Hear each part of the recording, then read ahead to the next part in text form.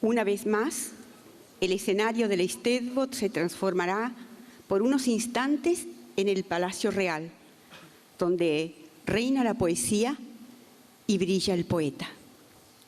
A continuación, celebraremos la ceremonia del Sillón Bárdico, premio del certamen número 1, composición poética en lengua galesa.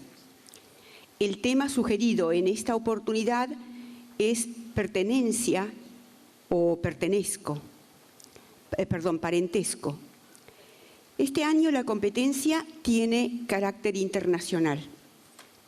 Para llevar a cabo la ceremonia, convocamos a las siguientes personas: al presidente de la comisión organizadora del Eisteddfod, señor Rolando Griffiths; a los encargados de la ceremonia de la espada, Benito Jones y Mario Jones; a la pianista Ariela Gibbon y al arpista Alau Griffiths; al solista Billy Hughes; al trompetista David Almonacid; a la presidenta del Círculo Bárdico del Chubut, señora Yvonne Owen, quien conducirá la ceremonia; a la señora Mary Green para dar lectura al veredicto emitido en Gales por la poeta Meredith Hupworth; a la señora Alwen Green, quien compartirá el poema premiado; a la dama de las flores, Irupé White, y a la niña Lucía Locatelli; a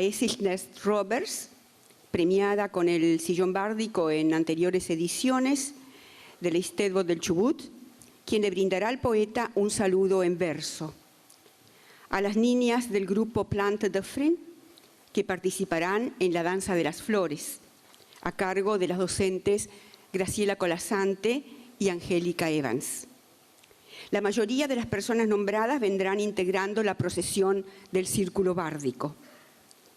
Destacamos que el premio en esta oportunidad es una réplica del Sillón Bárdico, fabricado y diseñado en forma artesanal por el señor Felipe Fernández, donado especialmente por la empresa Aluar. Ya avanza la procesión del Círculo Bárdico, precedida por las niñas del grupo Plante Dufresne. Antes de ser ocupado el Sillón Bárdico, se llevará a cabo la ceremonia de la espada, ceremonia esta que viene de los días del medioevo y recrea la consigna del Círculo Bárdico, donde no se permitía el ingreso a hombres armados. Por lo tanto, la espada nunca se desenvaina en su totalidad, pues el espíritu del canto poético une los corazones de los pueblos en alegre armonía y en lenguaje de paz. Y por 3 veces se pregunta a la concurrencia: ¿hay paz? A lo que el público responde: paz.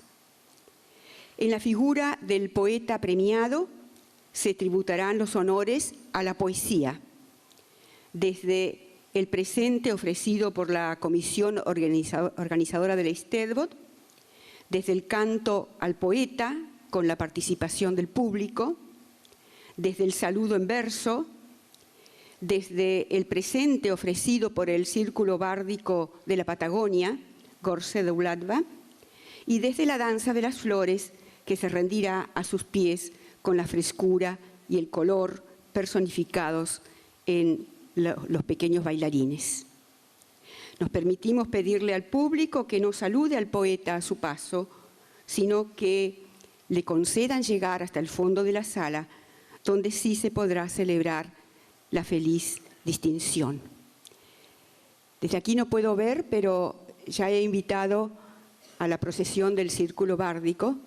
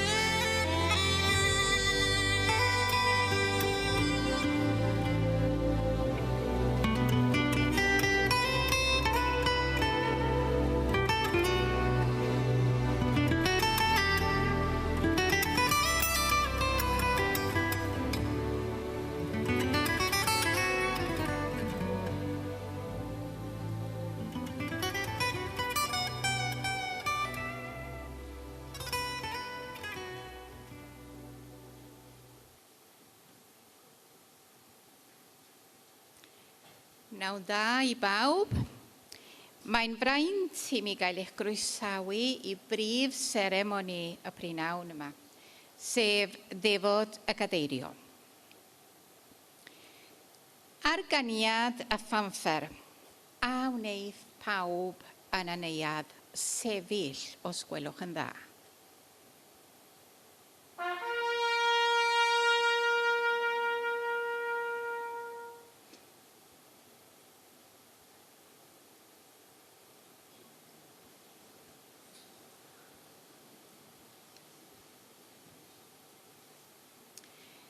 I agor y ddefod, fe fydd William Gwyndy yn ein harwain I ganu Gweddi'r Orsedd.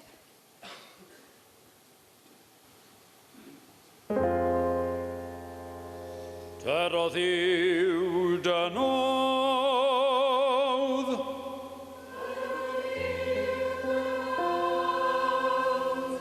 ac yn nawdd yn earth, ac yn earth y deall, ac yn neall gwybod, ac yn gwybod y cyfiawn,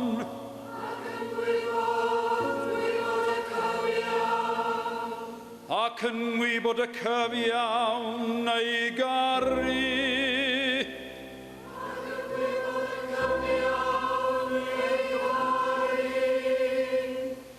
ac o garu caru pob hanfod.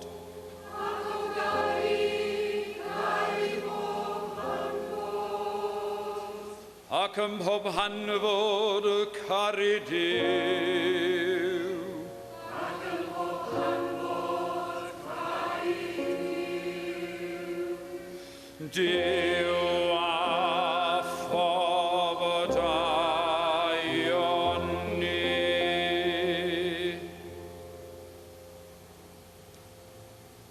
Diolch yn fawr, William Gwyndy. A wnewch chi gyd eistedd os gwelwch yn dda.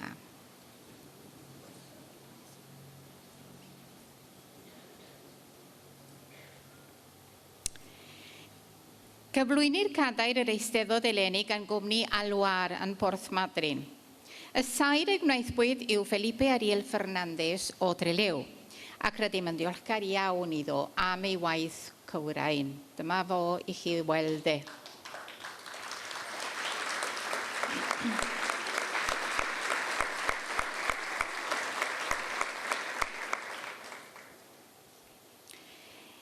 Yn addas iawn gan mai cystadleuaeth yn agored I Gymru ac efallai bydd angen i'w chludodd chi dros y môr.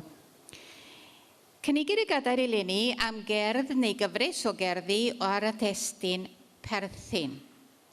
A beirniad y gystadleuaeth yw'r Prif Armer Eri Hopwood o Gymru. Fe hoffwn yn awr gwahodd Mary Cwm Hyfryd I draddodi yr feirniadaeth, os gwelwch yn dda.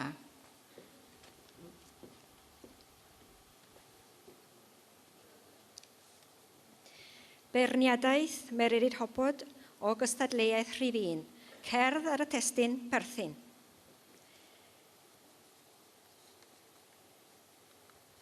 Daeth 5 i'r gystadleuaeth eleni. Cafwyd ymdriniaeth teilwng a'r thema yn amlwg wedi cydio yn ychymyg y beirdd. Dyma air cryno am bob ymgeisydd. Disgynydd. Mae disgynydd yn amlygu'r modd y mae'r ymdeimlad o berthyn I ddau le ar yr un pryd yn gryf ynddo. Mae anthem Cymru fel anthem yr Ariannin a'r Ddraig Goch fel y las a'r gwyn yn gallu chwifio yn ei galon. Cynnil ond effeithiol. Enfys. Cymlethdod perthynas y Cymro a'r archentwr I Gymru a'r wladfa yw testun cerdd enfys hefyd, fel disgynydd. Mae'r ddau bennill yn cymerbynnu tir y wladfa a thir Cymru. A'r hyn sy'n drawiadol I mi yw ei fod wedi dewis elfennau sydd ar sawl golwg yn perthyn i'r ddau fyd. Enghraifft, y coedydd sy'n plygu i'r gwyntoedd cryfion, a'r capeli bychain yn llawn emynau Cymreig. Mae'r darn clo yn gynnil yn cyfeirio at ryw yno am hendant, gan bwysleisio bod y bardd yn gallu perthyn yn llawn i'r ddwy wlad a hiraethu'n llawn cymaint am y naill fel y llall. Meical. Mae'r gerdd yn agor gydag arloeswr y fyntau gyntaf yn troi o Gymru i'r wladfa. Defnyddia fotif yr afon yn gelfydd i gysylltu dyfrdwy, merswy a chamwy.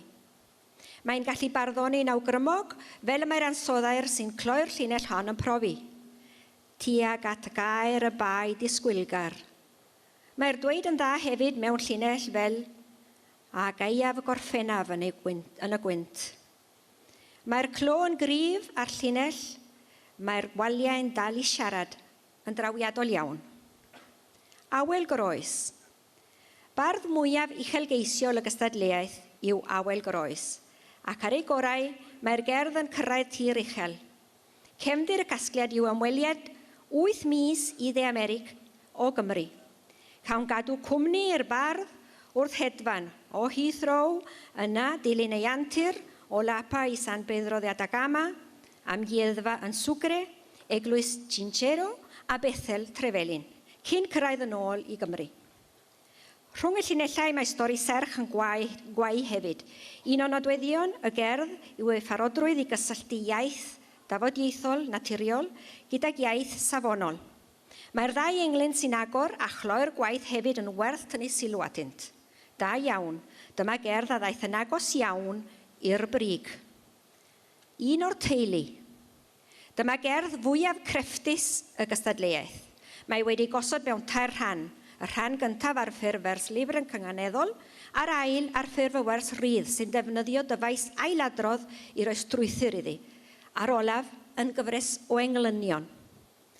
Mae'r bardd yn dilyn hanes ei deulu gan ddechrau yng nghenedlaeth ei hen datgu, cyn neidio i genedlaeth ei dad a gorffen yng nghenedlaeth ei ddwy wyres.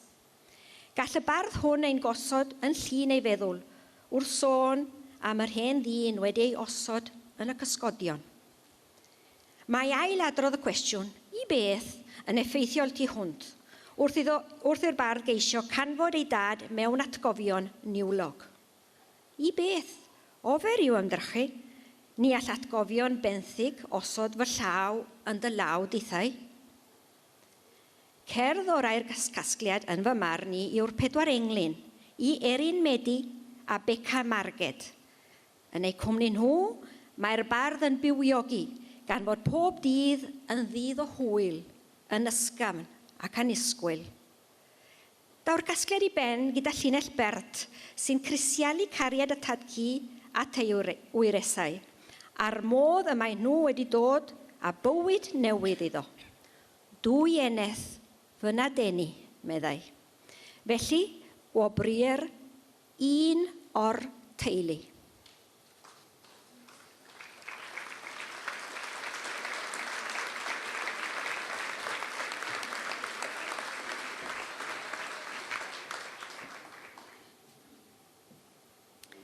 Diolch yn fawr, Mary, am y ddarlleniad yna. Dwi'n siŵr ei bod ni'n hynod o falch ei bod ganddo ni fardd i'w gadeirio eleni eto. Galwaf yn awr ar y cyrchwyr i fod yn barod i nôl yr bardd buddigol.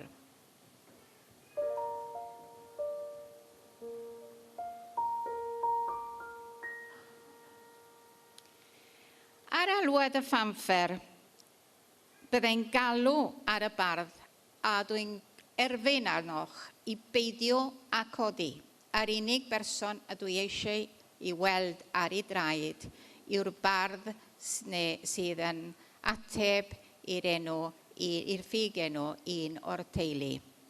Felly, ar alwad y ffanffer, rwy'n galw ar un o'r teulu, ac un o'r teulu yn unig i sefyll ar ei draed neu thraed.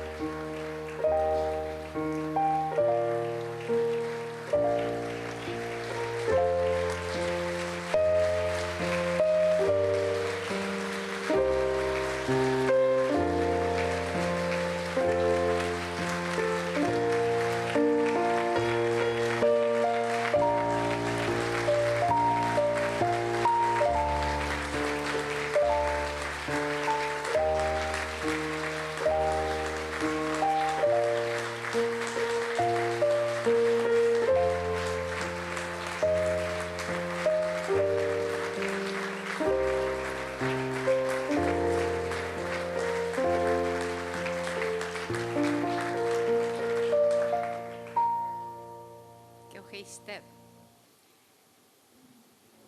Wy'n falch iawn o fedru cyflwyno ar gŵr boneddig ar y llwyfan, sef Terwyn Thomas. Da chi wedi gweld lan fanna yn beirniadu'r adrodd.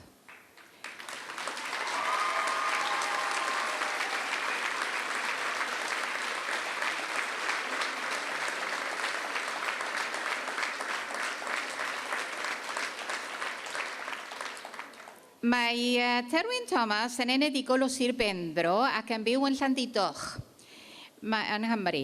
Mae'n briod am Marged ac mae dwy ferch gyda nhw, Hawys a Siwan, a dwy wires, Erin a Beca, sydd wedi cael lle yn ei farddoniaethau.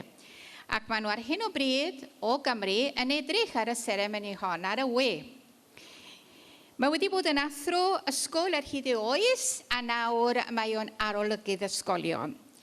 Mae wedi ennill 4 ar 10 o gystadlaethau tebyg yn Eisteddfodau Cymru.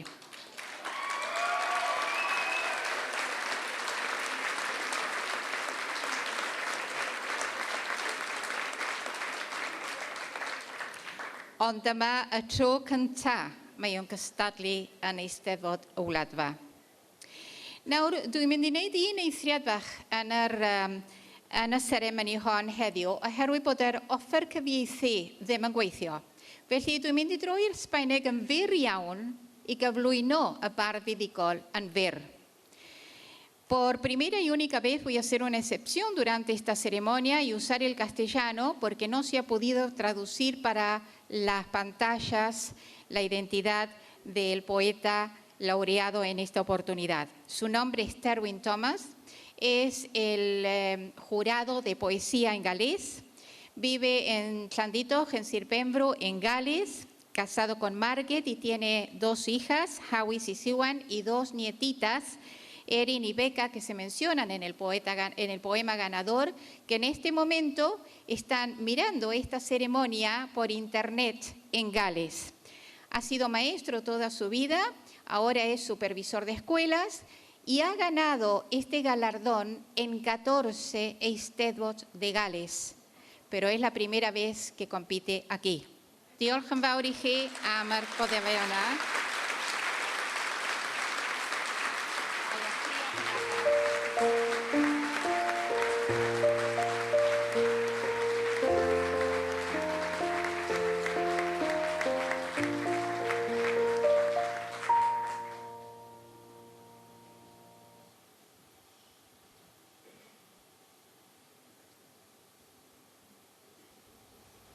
Dais uwch adlais, a oes heddwch? Heddwch! Tef uwch adler, a oes heddwch? Heddwch! Waed uwd adwaid, a oes heddwch? Heddwch! Eistedded y bardd yn ei gadair.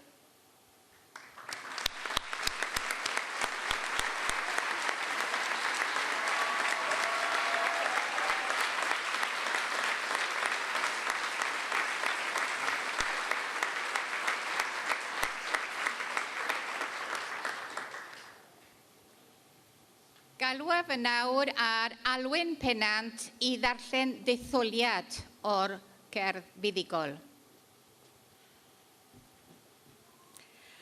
Ar ôl sôn am ei hen datgu ac yna am ei dad, mae y bardd yn cloi y gerdd yn sôn am ei 2 wyres, Erin Medi a Beca Marged fel hyn. I'r haf droi'n hydrefi, I awel y geiaf ymgasglu, 2 eneth sydd yn denu encilion calon datgu. 2 wen a llygaid annwyl yn lloni yn llanw pob egwyl. Mae pob dydd yn ddydd o hwyl yn ysgafn ac yn annisgwyl. Draw acw bod drycyn yn codi yn y coedydd Gerwyn, mae gwerth ei storm o chwerthin yn gyrru draw garw'r drin. Ail wanwyn ddaeth eto leni, rhyw hael codi'r hwyl i'n bywiogi. bendith fawr sy'n awr gen i. Dwy eneth fy nadeni.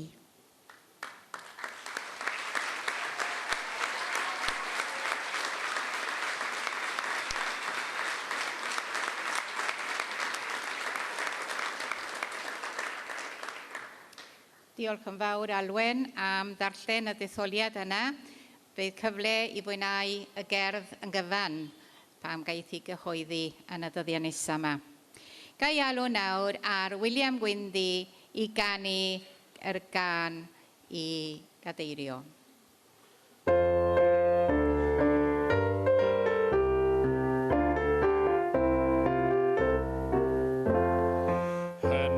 Yn prif ar fuddugol hynt, Sein i'w caienwyr pedwar gwynt.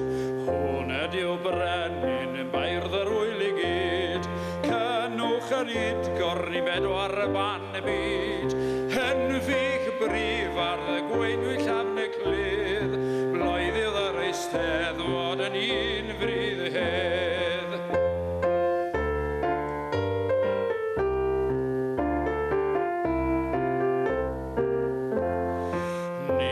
Gymrodi'r eiliwn ein boddhad, calon wrth galon i'w crin cor gwlad. Llygad y goleini beinydd ar ei lwydd, Diw a phob y daioni hydd o'n yr wydd. Henfych brif ar gweinwy llafn y clydd, Bloeddydd ar Eisteddfod yn un frydd hedd. Henfych brif ar gweinwy llafn y clydd, Bloeddydd ar Eisteddfod yn un frydd hedd.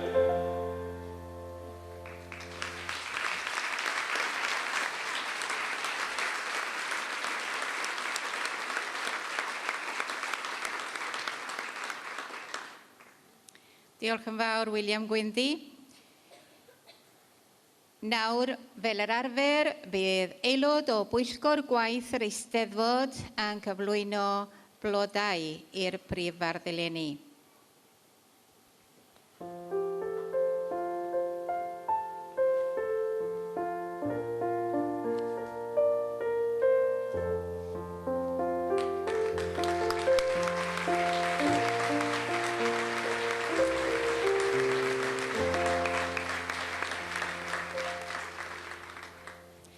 Wel, yn addas iawn, mae'r blodau wedi troi yn anreg haws i gadrio nôl i Gymru.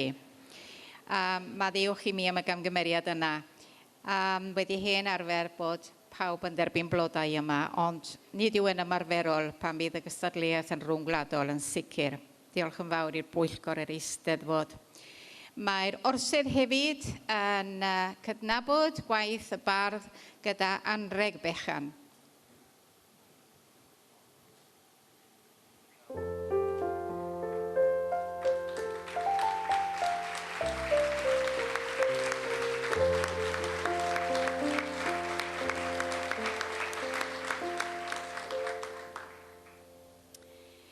Fe ddari'r plant sydd yn mynd i anrydeddu'r bardd wrth ddawnsio'r ddawns floda wedi cael ei paratoi eleni gan Graciela Brimbela ac Angelica Bryn Crwn.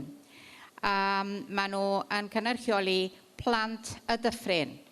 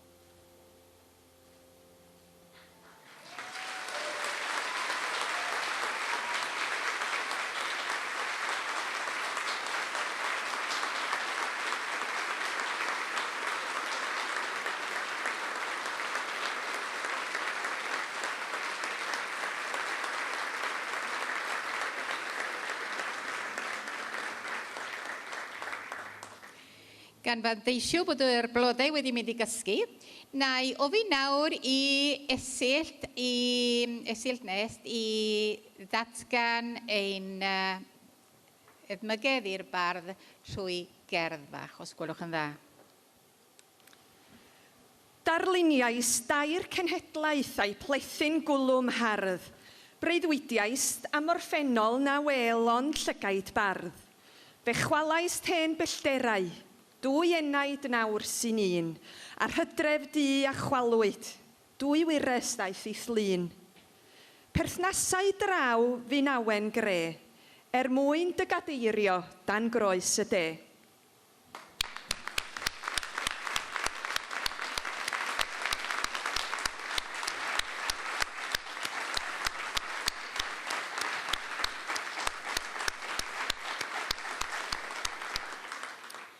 Diolch yn fawr Esillt.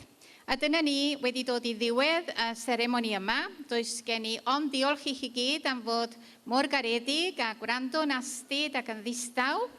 Ac fe gwahoddaf yn y man yr bardd i adael y llwyfan a'r osgordd a phawb sy'n berthyn i'r orsedd ar ei hôl. Diolch yn fawr iawn i bawb ac i bawb a chymerodd ran.